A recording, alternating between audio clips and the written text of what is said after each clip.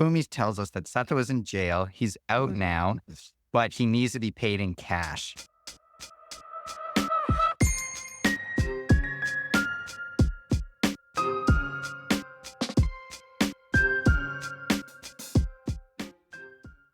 Welcome back to another episode of the Buying a House in Japan podcast. I'm your host, Joey.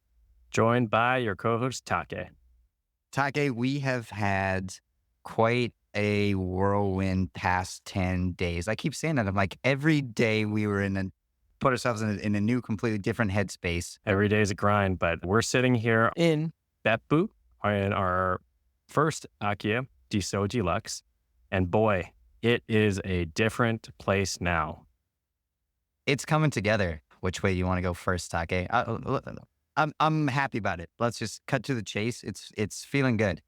We did the same mistake where we rocked up after a super long day of driving. And we're like, yeah, let's go check it out at night. And so I will admit, when we first rocked up, I was expecting a little bit higher quality of construction. And it was a little bit, the guy definitely rushed. But I do agree with you. After a day or two of being here, man, this place it has a lot of potential. Yeah. And maybe because I got a check in April, maybe I had more, and I had also spent more time here. I feel like it's more or less what I expected. I feel like, minus some of the smaller details. Like Take said, there's definitely a lot of places where you can see it was rushed, gaps and things and paint splatters here and there. What's your favorite part though, Take? Yeah. Before actually going into that, rewinding the clock for anyone new to our podcast here, this is our first property in Beppu. We call it endearingly Jisoji Lux because that's like where the mountain next to us is called. So we call it J Lux for short. So maybe you've heard that before. We bought this place for about $40,000 US. It's built in the 1970s. We bought it about a year ago. Actually, I think we got the keys about a year ago. And we started construction probably in the new year. And here we are finally. Again, we have a 3-meter monkey pod wood table, black synthetic tatami, really went full on custom, unlike some of our other places. So first off, Jerry, come by. We have beers in hands. Come by. Okay, what was your question? What are your favorite parts of the house now? We have effing regular toilets now. For however long we've been here, we had the traditional Japanese squatty toilets and gross tile bathroom. And we're like, oh, geez, this is gross. Joey, what about you? I like the monkey pod table. I think the table with, like Take said, we have a 3.2 meter long table. I don't know how many people it'll seat, a lot of people. And on top of black tatami with a horikotatsu underneath it. I feel like we've talked about this horikotatsu before on the podcast, but it's like a sunken table. So you sit on the tatami floor and then your feet go below the floor level. And yeah, this really nice live edge monkey pod wood table here is sitting here. I think this room's great. We're going to have a pizza party right after this podcast, actually inviting Fumi and her family. I got her. Yeah, we got to make sure we get those pizzas. Yeah. But yeah, I think overall, I'm feeling pretty good about the place. So I'd say it's a little bit like a lipstick on a pig, but at the core of it, you can't change the bones of this building. These houses were built very cheaply, and Joey will talk a little bit more about that. But I'd say it's pretty good considering we only spent $35,000 to $40,000, bringing our total, everything in here, about $80,000. Yeah, you do see that's a cheap renovation, $40,000, right? That's you wouldn't get that in America. Yes, absolutely. Yeah, and even so, great deal. I think we were hoping maybe for a little bit of a miracle with the $40,000 that Sato-san would do just a phenomenal job. Sato-san is the name of our contractor. He would do a phenomenal job for $40,000. I do think, and we got quotes from some other contractors that were higher, maybe I think it was 8 million yen or something. I think some other people had quotas $50K, $60K. $60,000 US. And now we're thinking, would they have been have placed more attention to detail on certain things? And because we walked back into the house and where we're noticing that we want Sato-san to fix a few things up. So I do think we're seeing the quality you get for $40,000. And it's not a smash out of the park. It is still a $40,000 renovation. And it's a one-man job. So this is like a one-man army. He was a local carpenter that we've gotten recommended to us. So you can see that he definitely was rushed near the end. But I agree with you. If you're thinking like you think Japanese precision kind of work, and I think it started out that way when he saw him like leveling the floors. But from the crossing the finish line, there's definitely like wallpaper's not cut straight, or we have gaps all over the places. Things don't look great. But at the core of it, we just recorded that podcast with Kuhn. We didn't really clearly outline everything we wanted very clearly, Yeah. and that could have helped. And we would do that again. Actually, we would do it differently if we did it again and really map it out, every small thing. Yeah, we did like leave. We were also gone, right? So maybe we could have done better giving with instructions, maybe more inspiration pictures, that kind of stuff. But overall, I'm happy. I agree. Initially, we came in and we're like pointing at a lot of stuff that we thought was sloppy work, but I'm happy. And I think after putting sort of our touches on it, like we made the upstairs pretty livable even before the renovation. So no doubt in my mind that this would be a nice space once the renovation is finalized and we can start filling it with furniture. Yeah, so now it's really focusing. We did a quick walkthrough actually with Sato-san today, and we'll give you the backstory juice on this. But from a functionality perspective, I think we have everything nailed. We have aircon or air conditioning in the rooms. We have insulation. We have regular toilets, and we have a toilet and sink upstairs now that we can brush our teeth up there. Maybe the shower. What do you think about the shower, Joey? And give a little context on what you wanted. Right. A lot of this came from right before we came here. We were in an Airbnb in Montenegro, a small town near the Serbian border.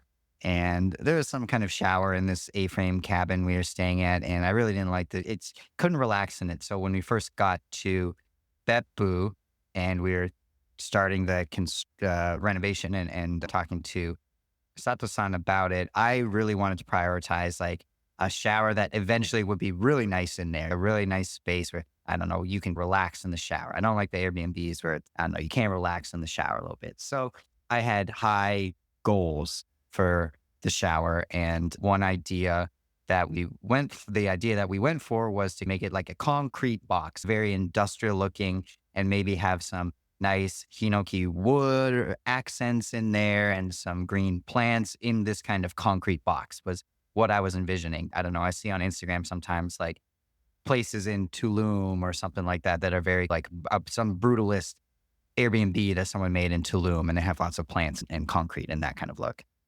How did it turn out, Joey?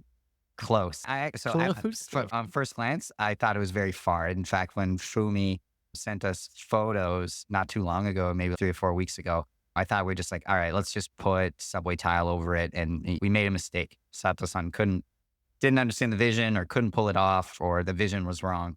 For whatever reason, we were just like, all right, let's just subway tile over it. We got here, and on first impression, I still thought that too far gone.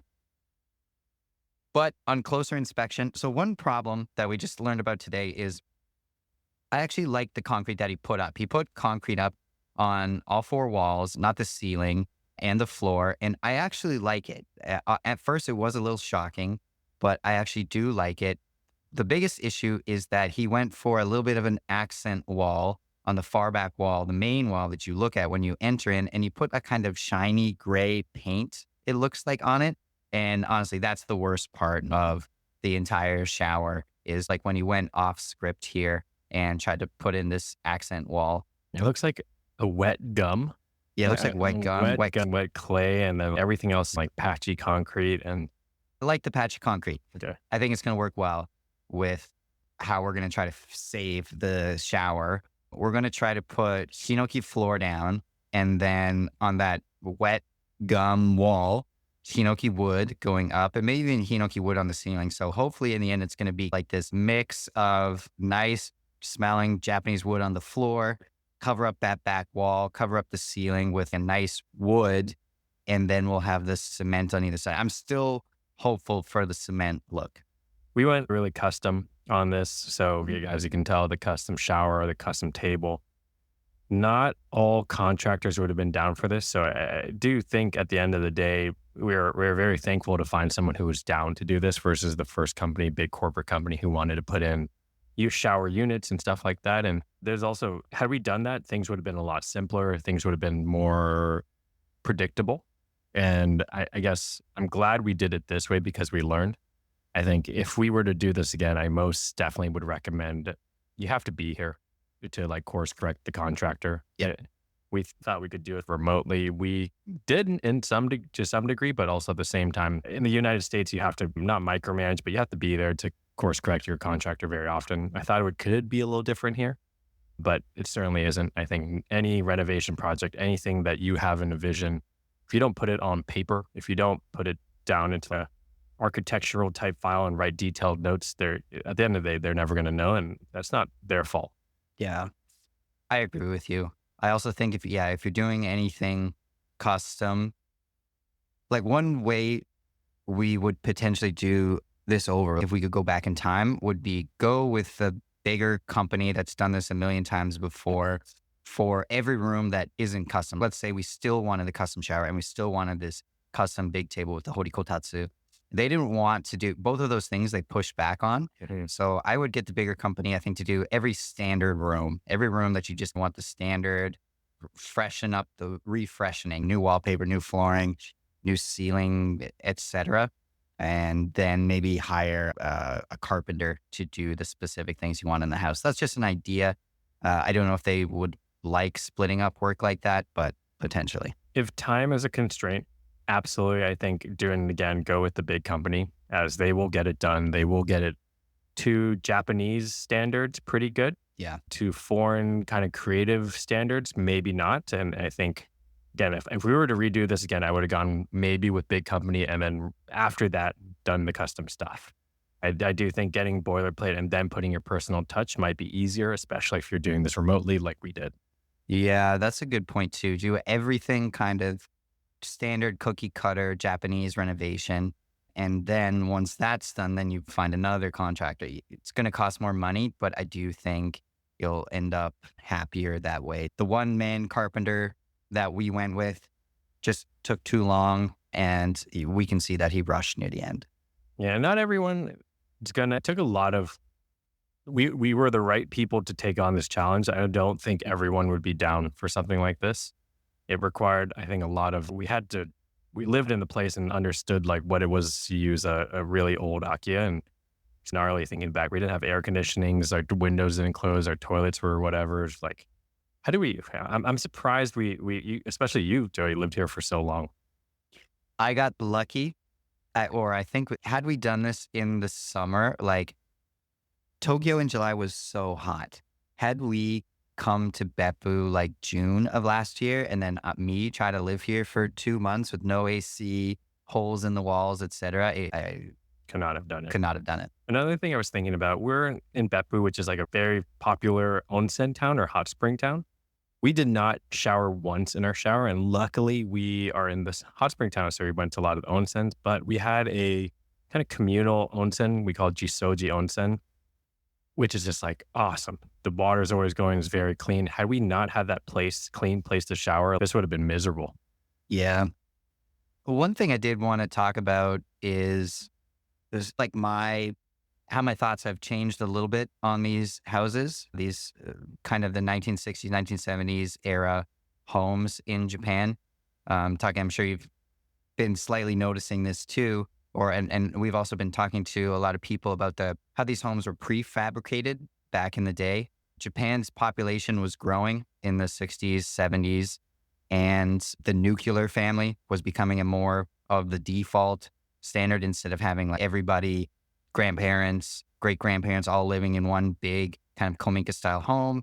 The nuclear family was becoming a more popular option, and also city life was becoming a more popular option. So Japan needed a lot more houses quickly, and they came up with these cheaper construction styles. Some were prefabricated, some were not. Apparently this house, Jisoji Lux, was not a prefab, but it shares many of the similar characteristics, I think, as the prefab homes. Long story short is these homes were constructed quite cheaply back in the day, thrown up quickly and constructed quickly. The burned down lot near Jisoji, we were looking at the foundation. It's really just rocks sitting on the ground there that there's like a concrete perimeter, and then there's just rocks in the center of it, big-ish rocks. That's what they put posts on. Just generally, it seems that construction was cheap in those times. And I remember my parents telling me, like, we think now, oh, made in China is a sign of something being cheap. But back in the, I guess, 70s, 80s, potentially, made in Japan was actually what people were thinking was cheap goods. And I think this is all reflected of that time and space in Japan when population was growing, income was growing, more people wanted their own homes. And they came up with the solution of cheap construction thrown together quickly, whether it was prefabricated or created on site. And Taki and I have looked at so many listings over the past year, and we see the same thing everywhere. We see the same bathtub, we see the same kitchen in so many of these places, the same sort of layouts, the same shape of the house. And I believe the reason we're seeing that is because they are the same house. So many of these are prefabricated homes by the large mega builders, Sekisui House, Daiwa House, etc. So the spending more time in Japan, learning more about the real estate world here, I feel like the layers of real estate in Japan are starting to unravel. Another thing we've noticed about our home, Jisoji Lux, is all the things that are like misaligned, or part of it might be from earthquakes, but it is cheap construction materials. Like I feel like I tell a lot of people about the subfloor here. It's not a big piece of plywood. It was like 2 layers of 8-inch plywood on top of each other. And then in the closets, it was just 1 layer of 8-inch plywood. That's all that's keeping you from falling through the floor. So I'm just starting to see that these homes were cheap when they were built, and they're still slightly cheap. And so I'm coming around to the fact that a lot of Japanese people, we used to say, oh, Japanese people, they don't see the treasure here. Like, these homes are cheap. This is such a great deal. This is such a great deal. But I do believe now that Japanese people know that these homes were created cheaply. And it was us that had that misunderstanding. We did think they are still a diamond in the rough to some extent, but I'm coming around to the fact that these are created cheaply and they are still made of cheap materials, even these many years later. And when Japanese people do think about old homes that they like, it's all that Kominka style, much more strongly built homes, much like our interview with Koons, that those are the kind of homes he's interested in. That's where you get that Japanese craftsmanship throughout the decades. With these mass-produced homes, you're not getting that craftsmanship. Yeah, I think it's also, we were talking to Dio the other day. This is like the post-war baby boom. There was a big burst of people that needed housing in the 60s and 70s. So Japan was building these left and right. And with that, to echo Joey's point, a lot of these homes are very similar, but I also think they're pretty functional. You'll see the same in-unit bathrooms, and it was very efficient to get these up.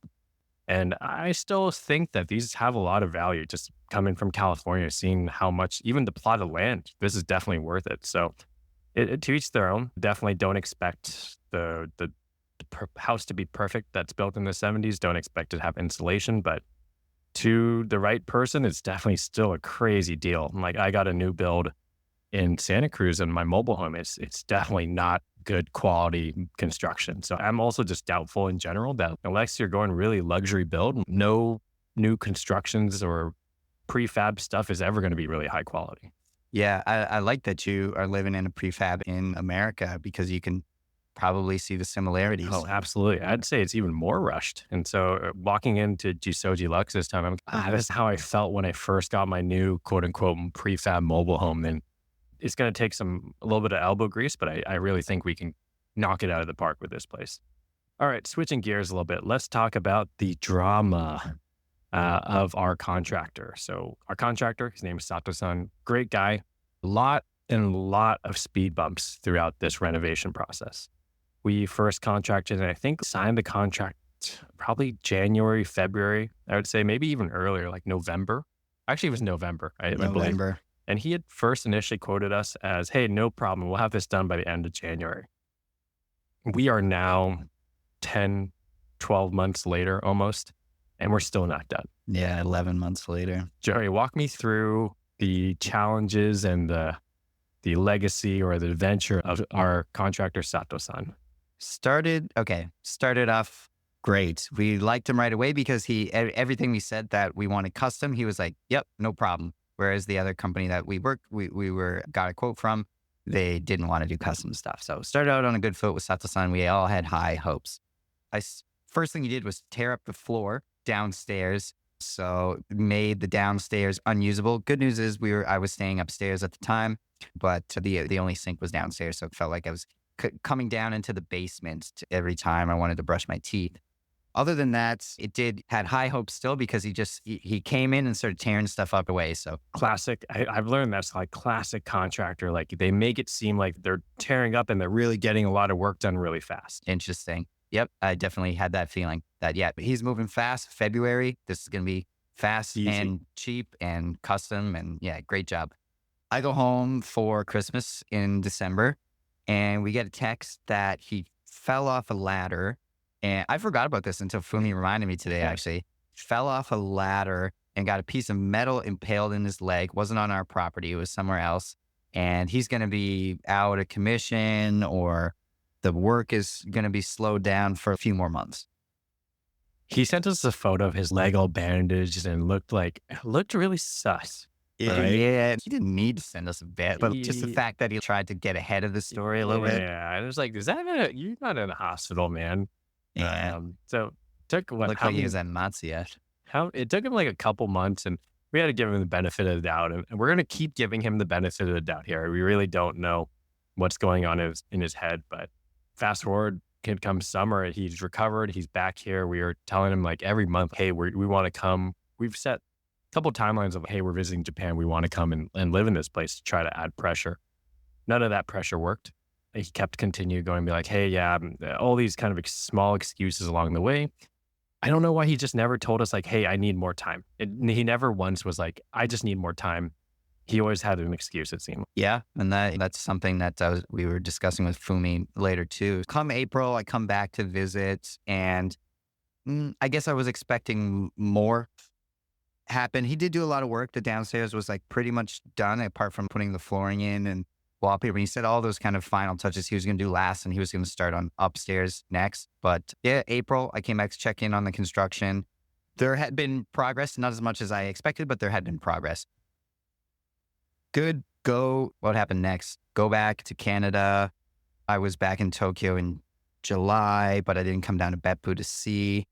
It wasn't too long ago. The next bit of drama, we didn't get many pictures from him or anything along the way. Like every time I came, I would like definitely be messaging him online, which is the Japanese messaging app, trying to just get the communication a little bit more flowing. He really seems like he wants to go through Fumi, our friend here, instead of talking to us directly, even though I was using ChatGPT, et cetera, to make sure that conversation flowed. But anyways, not a lot of communication back and forth. And then maybe about a month and a half ago,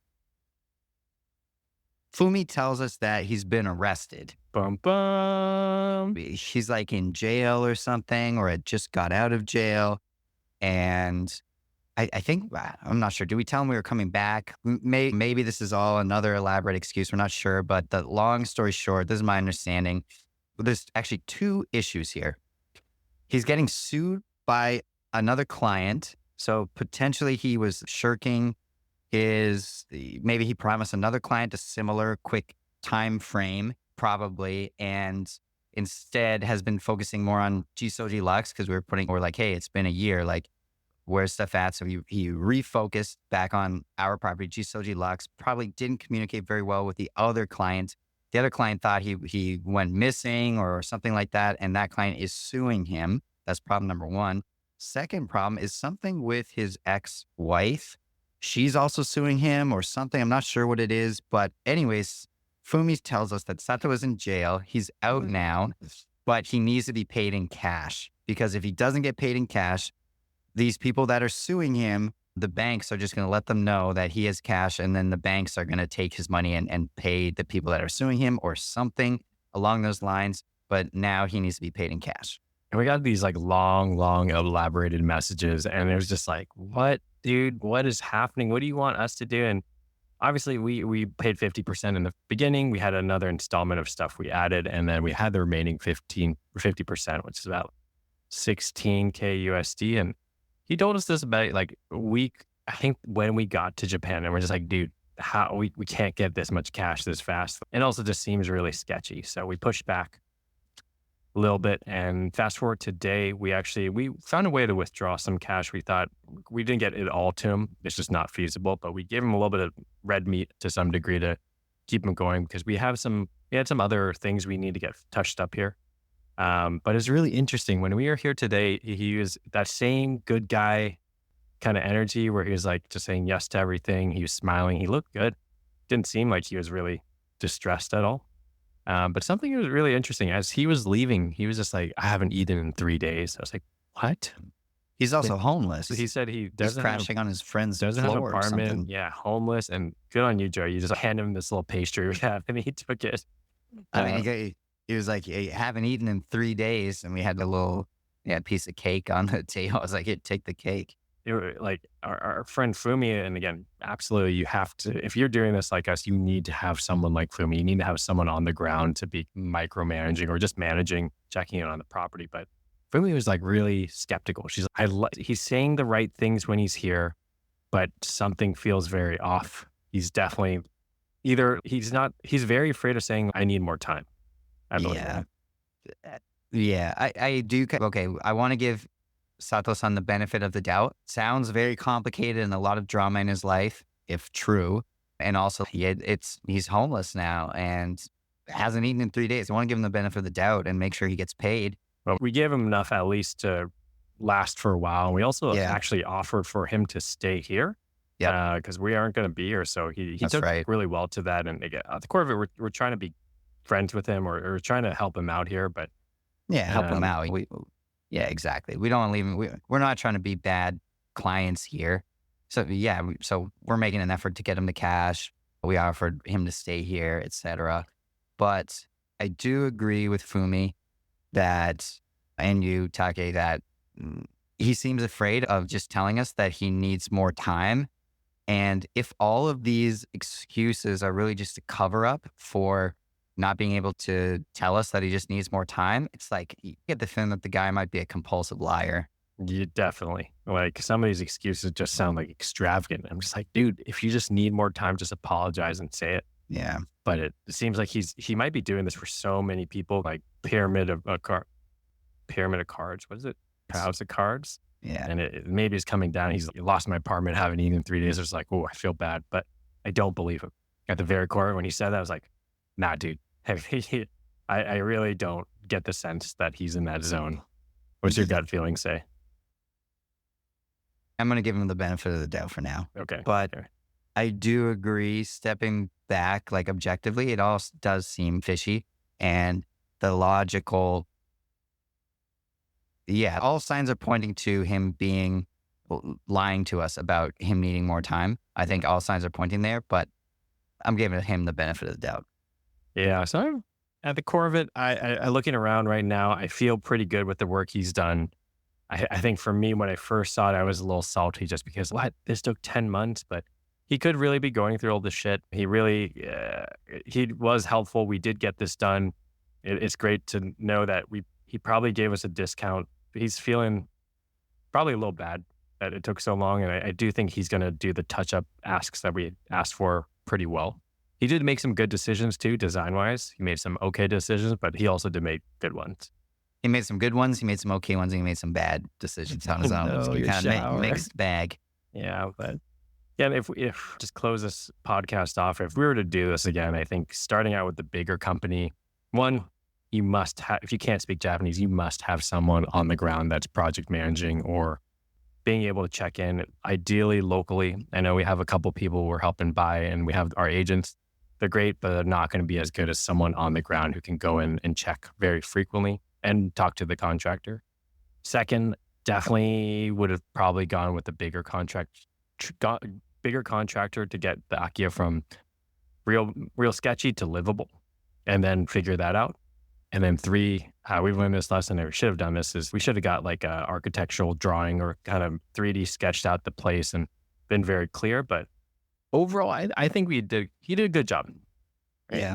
And I would just add 4, and this is like my own realization, is set your expectations a little bit accordingly. This is a quickly made, cheaply made, affordable home for the masses built in 1970s Japan. It's not going to be that Japanese craftsmanship that you're looking for, Yeah. or not that you're looking for, but like that you romanticize. Yep.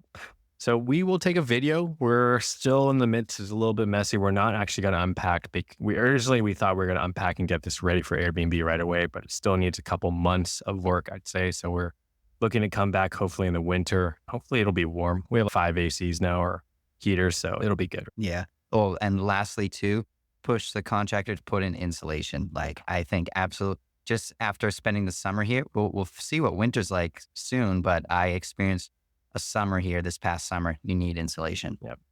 Well, very excited about Beppu. We've done a tour of Japan. I can honestly say this is one of the best spots. So if you're looking, take a look at Beppu. I think the hot springs make the Akiya renovation in tandem much more doable. Yeah, definitely. All right. Any last words on J-Lux? Big things coming soon. Hey. And let's see you later, guys.